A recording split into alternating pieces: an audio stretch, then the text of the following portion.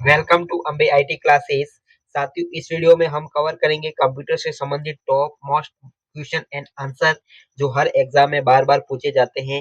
और उसी के साथ इनके साथ हम कुछ पॉइंट्स भी देखेंगे जो एग्जाम ओरिएंटेड पॉइंट्स हैं। तो आप वीडियो में अंत तक बने रहें। अगर आप इन वीडियो की पीडीएफ डाउनलोड करना चाहते हैं तो हमारे Telegram channel Ambe IT classes से जुड़ सकते हैं। आप डायरेक्ट टेलीग्राम चैनल पर ये नाम सर्च करके भी जा सकते हो और डिस्क्रिप्शन से भी टेलीग्राम चैनल ज्वाइन कर सकते हैं। तो बिना देर किए हुए शुरू करते हैं वीडियो को। क्वेश्चन है, एमएस वर्ड में वाटर मार्क का विकल्प किस टैब में मिलता है? तो इस क्वेश्चन का राइट आंसर क्या हो जाएगा? Option number C, design tab में। किसमें? डिजाइन टैब में मिलता है। और जो पुराने 2013 से पहले के जो वर्जन है आपको ध्यान रखना, उसमें यहाँ ऑप्शन पेज लेआउट में मिलता है। तो इस क्वेश्चन का राइट आंसर क्या हो जाएगा? ऑप्शन नंबर सी बिल्कुल सही हो जाएगा। अब इसके कुछ पॉइंट देख लेते हैं। पॉइंट है, वाटर मार्क पेज के बैकग्राउंड में दिखाई देने वाला एक धुंधला टेक्स्ट और क्या होता है? इमेज होता है। आपको ध्यान रखना है। इसके मुख्य उद्देश्य डॉक्यूमेंट की गोपनीयता यानी कॉन्फिडेंशियली को बनाए रखना है। जैसे आपने कोई डॉक्यूमेंट बनाया है, उसके बैकग्राउंड में अगर आपने वाटरमार्क ले लिया है तो इसको कोई दूसरा यूज नहीं कर सकता, जिसे आप कॉपीराइट क्लेम कर सकते हैं। अगला पॉइंट देखते हैं, आप अपना खुद का नाम, लोगो, कस्टम वाटरमार्क के रूप में लगा सकते हैं। आप अपने नाम के अकॉर्डिंग कुछ भी डाल सकते हैं। यह डॉक्यूमेंट के हर पेज पर अपने आप क्या देता है? दिखाई देने लगता है। डिफॉल्ट रूप से इसमें कॉन्फिडेंसली और डू नॉट कॉपी जैसे टेक्स्ट होते हैं। यानी कि आप कुछ नहीं लिखोगे तो वो डिफॉल्ट रूप में कॉन्फिडेंशियली या डू नॉट कॉपी करके टेक्स्ट ऑटोमेटिकली जनरेट कर लेगा। और अगर आपको लिखना है तो आप कस्टम वाटरमार्क में जाकर लिख सकते हैं। वाटरमार्क का रंग और पारदर्शिता बदली जा सकती है। और इसे रिमूव वाटरमार्क के विकल्प से आप अगर हटाना चाहो तो हटा भी सकते हो। यह प्रिंट आउट में भी स्पष्ट रूप से क्या देता है? दिखाई देता है। घोस्ट टेक्स्ट भी इसी का एक अन्य नाम है। और वाटरमार्क केवल प्रिंट लेआउट व्यू में आप देख सकते हैं। ठीक है, तो ये पॉइंट ध्यान रखने हैं। अगला क्वेश्चन देखते हैं। अगला क्वेश्चन है, एक्सेल में वी लुकअप फंक्शन का मुख्य उपयोग क्या है? तो इसका राइट आंसर क्या है? ऑप्शन नंबर बी, वर्टिकल रूप से डेटा को सर्च करने के लिए कौन से फंक्शन का उपयोग किया जाता है? तो आपको ध्यान रखना है, वी लुकअप फंक्शन का उपयोग किया जाता है। ऑप्शन नंबर बी बिल्कुल सही है। इसके पॉइंट्स देखते हैं। वी का अर्थ इसमें किससे है? वर्टिकल से। और वर्टिकल का मतलब खड़ी कतारों से। किससे? खड़ी कतारों से। यह किसी टेबल के पहले कॉलम में क्या ढूंढता है? वैल्यू ढूंढता है और उसे रो से दूसरी जानकारी प्राप्त करता है। जैसे कि ये टेबल है कोई, ये टेबल है तो ये क्या करेगा? पहले पहले कॉलम से वैल्यू ढूंढेगा और बाकी के रो से ये क्या करेगा? डाटा उठाएगा। इसके सिंटैक्स देखते हैं। वी लुकअप फॉर्मूला लगा के आप वी लुकअप की वैल्यू देके, टेबल एरे देके, कॉल इंडेक्स से नंबर देके, रेंज लुकअप से सिलेक्ट करके आप इसमें कुछ भी सूचना को ढूंढ सकते हैं। एग्जैक्ट मैच, एग्जैक्ट यानी कि हुबहू मैच करने के लिए आपको फॉर्मूले के अंत में या तो जीरो या आपको फॉल्स लिखा होगा या आपको लिखना होगा। अगर आप अप्रोक्सीमेट मैच चाहते हैं तो इसमें वन या ट्रू का उपयोग कर सकते हैं। डेटा हमेशा बाई से दाई की ओर सर्च किया जाता है। हमेशा लेफ्ट साइड से राइट साइड की ओर ये डेटा क्या करता है? सर्च करता है।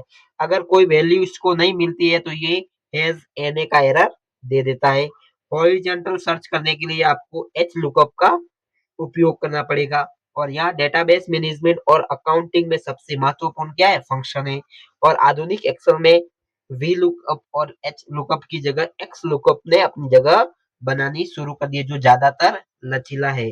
ठीक है, तो आपको ध्यान रखना है। अब अगला क्वेश्चन देखते हैं। अगला क्वेश्चन है, ईमेल में सीसी का क्या अर्थ है? तो इस क्वेश्चन का राइट आंसर क्या होगा? ईमेल में सीसी का अर्थ होता है कार्बन कॉपी। क्या होता है साथियों? Carbon copy. अब इसके पॉइंट्स देखते हैं। इसका उपयोग तब होता है जब आप मुख्य प्राप्त करना यानी कि main sender, main receiver main receiver के अलावा किसी और को सूचना मेल भेजना चाहते हैं। सीसी में रखे गए लोगों के ईमेल एड्रेस सभी को दिखाई देते हैं। यानी कि आपने माना कि एक साथ 50 लोगों को कोई ईमेल भेजा है और वो सीसी के अंदर एड्रेस रखा है, तो आपने 50 लोगों को दिखेगा कि क्या भेजा है, किसको भेजा है, ठीक है। और इसी का एक है BCC, blind carbon copy.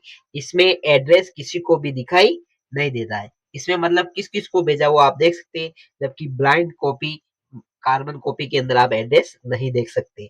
CC का उपयोग आमतौर पर ट्रांसपेरेंसी यानी पारदर्शिता के लिए किया जाता है। यह कॉर्पोरेट संचार का एक शिष्टाचार एटिक्यूट है। अगर कोई रिप्लाई ऑल करता है तो सीसी वाले व्यक्ति को भी वह रिप्लाई क्या रहेगा, दिखाई देगा। इसमें एक साथ कई ईमेल एड्रेस को आप कॉमा लगाकर जोड़ सकते हो। टू फील्ड का मुख्य एक्शन देने वाले व्यक्ति के लिए होती है। इसका पुरानी नाम कार्बन पेपर तकनीक से आया है। सुरक्षा के लिहाज से अनजान लोगों को मेल भेजते समय सीसी के बजाय बीसीसी का उपयोग आपको बेहतर ढंग से करना चाहिए। तो आपको इसमें ब्लाइंड कार्बन कॉपी बीसीसी की फुल फॉर्म भी आपको ध्यान रखनी है। अगला क्वेश्चन देखते हैं। अगला क्वेश्चन है, कंप्यूटर सिस्टम की गति को मापने के लिए किस यूनिट का उपयोग होता है? तो आपको ध्यान रखना है किसका होता है, गीगाहर्ट्ज का। किसका, गीगाहर्ट्ज का। ऑप्शन नंबर सी बिल्कुल सही हो जाएगा। अब इसके कुछ पॉइंट्स देखते हैं। यह प्रोसेसर की क्लॉक स्पीड को दर्शाता है। क्या, क्लॉक स्पीड को दर्शाता है। 1 गीगाहर्ट्ज का मतलब होता है प्रति सेकंड 1 बिलियन यानी कि 100 करोड़ साइकिल्स। पुराने कंप्यूटरों की गति मेगाहर्ट्ज में मापी जाती थी। क्लॉक स्पीड जितनी ज्यादा होगी प्रोसेसर उतनी ही जल्दी से या तेजी से गणना करेगा। आधुनिक प्रोसेसर में मल्टी कोर, ड्यू कोर और ऑक्टा कोर जैसी गति बढ़ गई है। ओवरक्लॉकिंग के जरिए आप क्या कर सकते हो, प्रोसेसर की स्पीड की लिमिट को बढ़ा सकते हो। सुपर कंप्यूटर की गति किसमें मापी जाती है, आपको ध्यान रखना है फ्लॉप्स में। किसमें, मोस्ट इंपोर्टेंट पॉइंट, फ्लॉप में। और इसके फुल फॉर्म भी याद रखना है आपको, फ्लोटिंग फ्लोटिंग पॉइंट ऑपरेशन पर सेकंड। आपको इसकी फुल फॉर्म भी ध्यान रखनी है। और आपको अब ध्यान रखना कि प्रिंटर की जो गति है वो किसमें मापी जाती है, पीपीएम यानी पर पेज पर मिनट में। इंटरनेट की गति बीट पर सेकंड में मापी जाती है, बीपीएस में। केवल गीगाहर्ट्ज से परफॉर्मेंस तय नहीं होती, आपको ध्यान रखना है प्रोसेसर की आर्किटेक्चर भी मायने रखती है।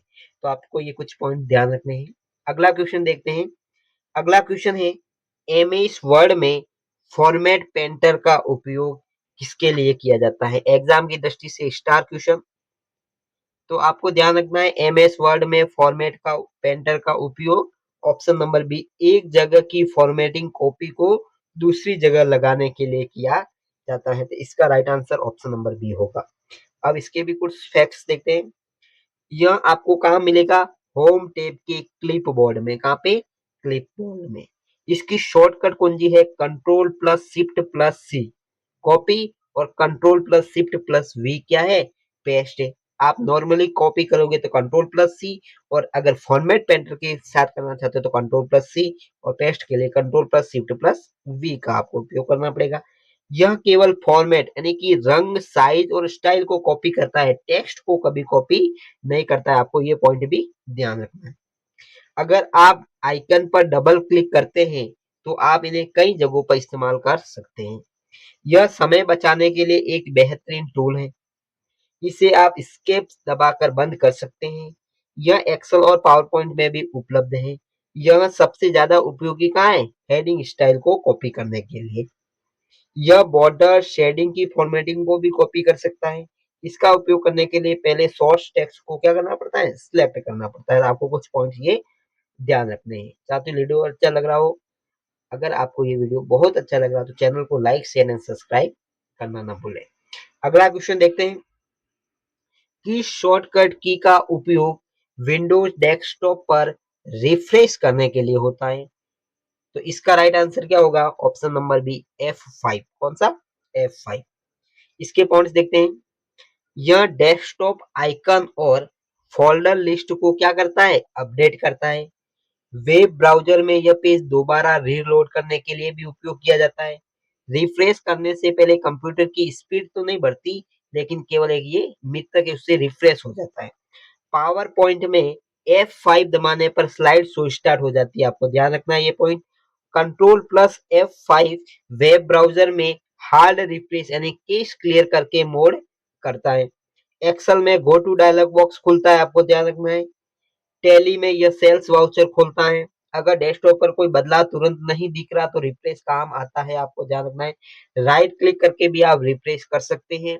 विंडोज हिस्ट्री अपडेट होने पर भी रिफ्रेश क्या होता है, जरूरी है। आपको ये कुछ पॉइंट्स ध्यान रखने हैं। अगला क्वेश्चन की ओर चलते हैं।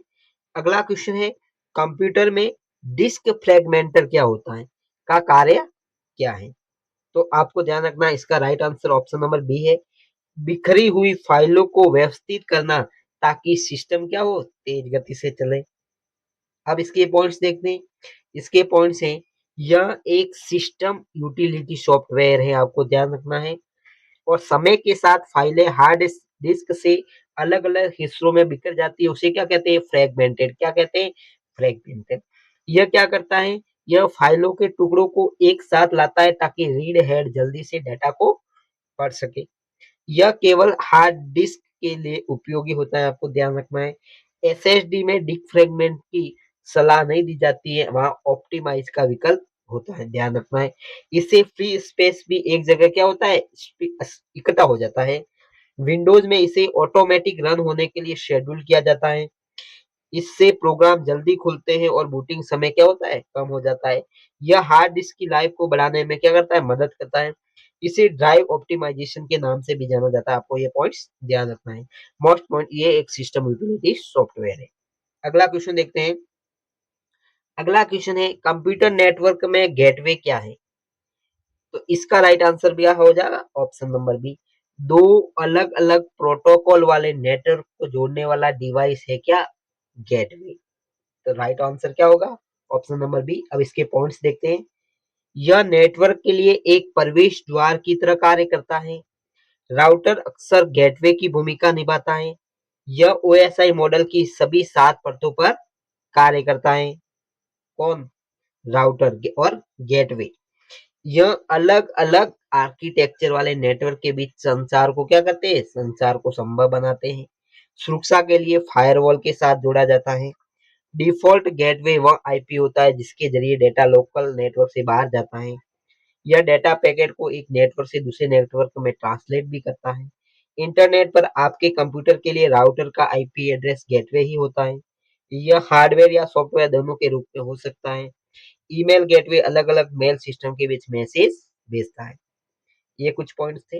अगला पॉइंट्स और अगले क्वेश्चन की ओर चलते हैं, जो इस वीडियो का अंतिम क्वेश्चन है। विंडोज में कंट्रोल पैनल का मुख्य उपयोग क्या है।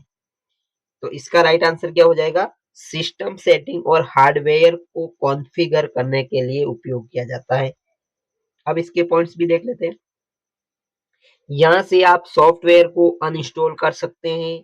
यूजर अकाउंट बनाने और डिलीट करने के लिए भी किसका उपयोग किया जाता है, कंट्रोल पैनल का। प्रिंटर और माउस की सेटिंग भी आप यहाँ से बदल सकते हैं। डेट और टाइम की सेटिंग यहाँ मौजूद होती है। नेटवर्क और इंटरनेट शेयरिंग की सेटिंग यहाँ से मैनेज की जाती है। विंडोज अपडेट और सिक्योरिटी की जांच भी यहाँ से होती है। साउंड डिस्प्ले सेटिंग को भी आप यहाँ से बदल सकते हैं। इसे रन में कंट्रोल टाइप करके भी आप खोल सकते हो। अब आपके लिए क्वेश्चन है, जो इसका आंसर आपको कमेंट्स में जरूर देना है। इंटरनेट की भाषा में फायरवॉल का मुख्य उद्देश्य क्या है। आपको इस क्वेश्चन का राइट आंसर कमेंट बॉक्स में जरूर देना है। साथियों, वीडियो अच्छा लगा हो तो चैनल को लाइक शेयर एंड सब्सक्राइब करें और टेलीग्राम चैनल से जुड़कर वहां से पीडीएफ को प्राप्त करें और अच्छी एग्जाम के लिए तैयारी करें। और हमारे YouTube channel Ambe IT classes को ज्यादा से ज्यादा सब्सक्राइब करें और ज्यादा से ज्यादा शेयर करते। मिलते हैं जल्द अगले वीडियो में, तब तक के लिए थैंक यू, धन्यवाद।